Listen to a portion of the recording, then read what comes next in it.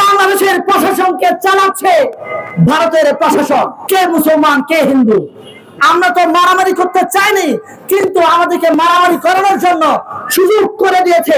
আমরা অনেকে মনে করি থেকে বাংলাদেশের প্রশাসন না, বাংলাদেশের প্রশাসনকে চালাচ্ছে ভারতের প্রশাসন। এই তকমা দিয়েছে ভারতের সরকার, মোদীর সরকার দিয়েছে তকমা। ফ্যাসিস্ট হাসিনা যেহেতু আমার মাথায় দিয়ে গেছে, আপনার মাথায় দিয়ে গেছে, এর দায়িত্ব নেওয়ার কথা ছিল বাংলাদেশ সরকারের। কিন্তু এই স্বাধীনতার 53 বছরে আমরা প্রতিনিয়ত এইভাবে রাস্তাঘাটে দাঁড়িয়ে, কোন সময় মসজিদের সামনে, কোন সময় মন্দিরের সামনে, কোন সময় প্যাগোডার সামনে দাঁড়িয়ে আমাদেরকে প্রতিবাদ জানাতে হয়। কারণ আমাদেরকে মুসলমান, হিন্দু, খ্রিস্টান, বৌদ্ধতে ভেদাভেদ করে রাখা হয়েছে। আমি খুব গতকাল প্রেস ক্লাবের সামনে এক বক্তব্যে আমি বলেছিলাম, আমি মনে করেছিলাম যে আমার এই সাইফুল ভাইয়ের হত্যাকাণ্ডের জন্য আমার সংখ্যালঘু ভাইয়েরা, সংখ্যালঘু বলতে আমি স্বাচ্ছন্দ্য বোধ করি না, কিন্তু ফ্যাসিস্ট হাসিনা যেহেতু আমার মাথায় দিয়ে গেছে, আপনার মাথায় দিয়ে গেছে, তাই কথার ছলে এটা অটোমেটিক চলে আসে। আমি বুঝতে চাইলেও বুঝতে পারছি না আমার ডিকশনারি থেকে।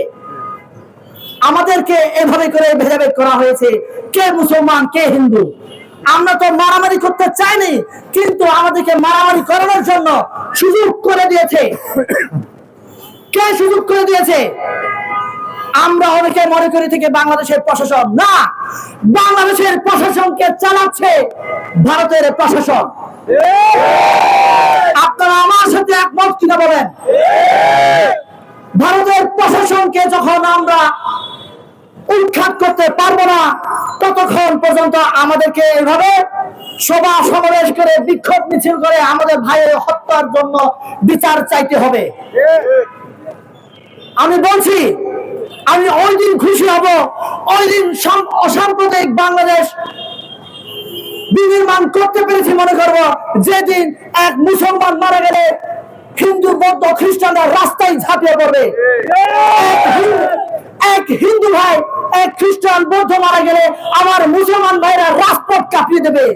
ওই দিন আমি মনে করবো আমরা বাংলাদেশ বিনির্মাণ করতে পেরেছি, আমরা ভারতকে উচ্ছেদ করতে পেরেছি বাংলাদেশ থেকে।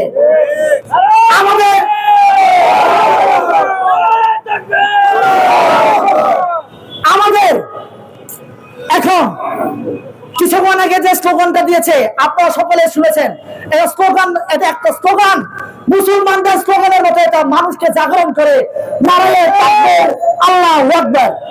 ঠিক তেমনি হিন্দুরাও এরকম একটা স্লোগান দেয়, কিন্তু আমি মনে করি এই স্লোগান প্রত্যেকটা ধর্মের লোক দেওয়ার অধিকার রাখে। কিন্তু আপনি যদি বলেন নারায়ে তাকবীর, আল্লাহু আকবার, এই স্লোগান দেওয়ার জন্য আপনাকে যদি জঙ্গি তকমা দেওয়া হয়, আপনি পাঞ্জাবি পায়জামা পরার কারণে, আপনাকে যদি দাড়ি টুপি রাখার পরার কারণে যদি আপনাকে জঙ্গি তকমা দেওয়া হয়, এই তকমাটা কে দিয়েছে? এই তকমা দিয়েছে ভারতের সরকার, মোদীর সরকার দিয়েছে তকমা। আমাদেরকে পাকিস্তান থেকে বিচ্ছিন্ন করার পিছনেও ভারতের হাত রয়েছে।